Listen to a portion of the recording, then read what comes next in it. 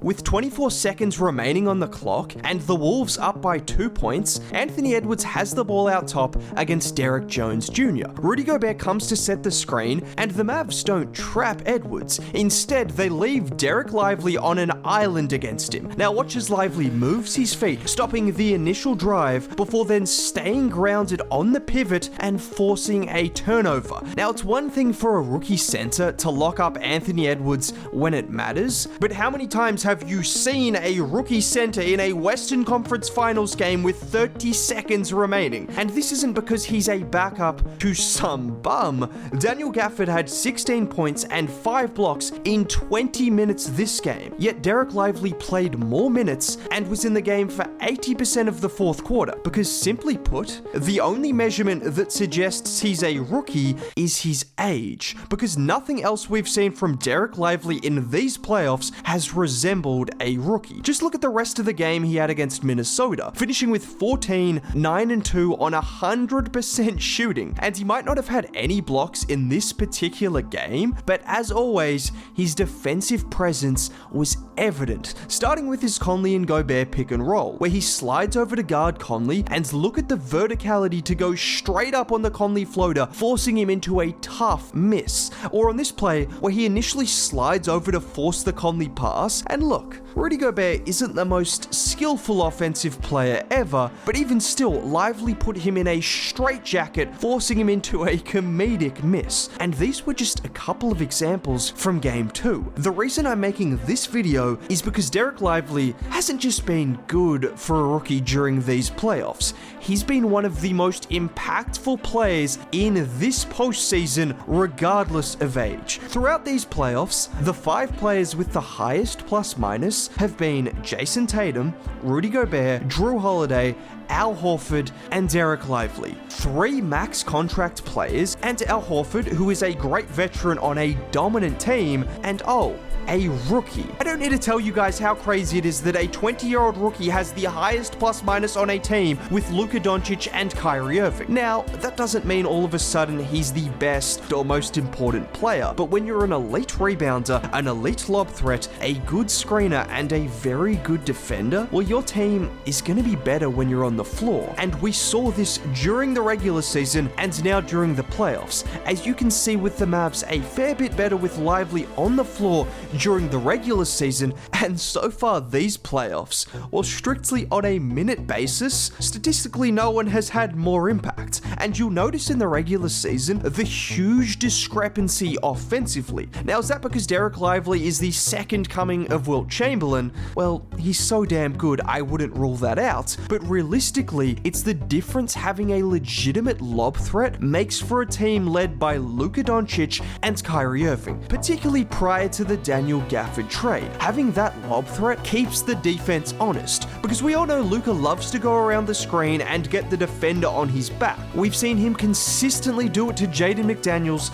so far in this series, and you can see even on this play where Lively doesn't set the screen, but just his presence alone forces Rudy Gobert to stay attached in the paint. And this is really important, because if that was someone like Dwight Powell, Rudy would commit to Luka whilst also having the ability to break up the lob because of the lack of vertical threat, essentially making a 2-on-1 situation. And there was a perfect example of what I'm talking about earlier in the season against the biggest freak of nature in the NBA. Lively sets the screen for Luka. Luka gets the defender on his back, and pause here. Watch Wemby trying to hedge. So Luka throws the lob, and look how centimeter perfect that pass is. But the only reason he was able to throw a lob like that in such close proximity to Wemby was because Lively is a super athlete himself, and that right there is the benefit of having an elite lob threat. Obviously, that benefit is maximized by having someone who can throw passes like that. In fact,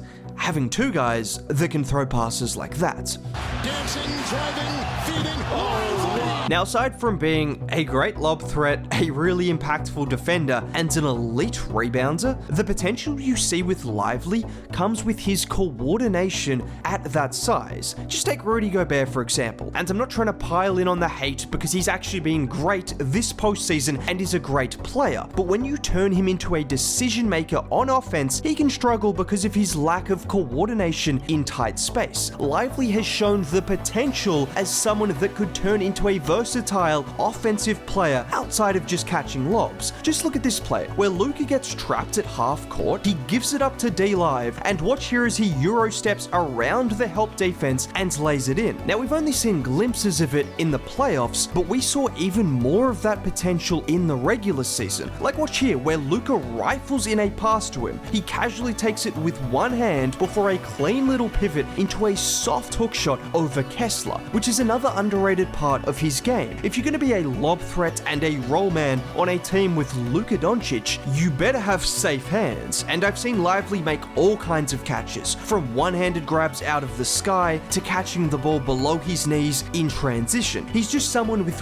really good coordination to go along with the clear intangibles that he already has. Now, just to add to those numbers from earlier in the video, when you look at the per 36 minutes from Lively, not only is he first in plus minus, but he's fourth in rebounds, fifth in blocks, and second in offensive boards. It is not normal for a rookie to be doing this, and that's what every Mavs player has been trying to tell the media. And his rebounding in particular has won the Mavs multiple games this postseason. Not only did he kill the Thunder throughout the entire series, but in game 1 against the Wolves, he made the biggest play of the game possible. With the Wolves up 4 and with all the momentum, Kyrie attacks the paint, but is unable to get the layup to drop. However, watch as Lively not only grabs the board, but has the awareness to kick it out to the open Luka Doncic, who makes a shot that very few players can make. But that never happens without the offensive rebounding of Dereck Lively. So over the last 2 games, he's got the most important stop against Edwards and the most important rebounds, with Minnesota ahead in both of those instances. And when I say his offensive rebounding has been dominant, it was the same story in the fourth quarter of the closeout game versus OKC, securing 3 offensive boards in that quarter alone, including this putback dunk, which brought the Mavs level. And then a couple of minutes later, he was on the offensive glass again, sending himself to the free throw line. And then, of course, there's the other side of the ball, which I've briefly touched on, but his defense as a rookie is once again phenomenal.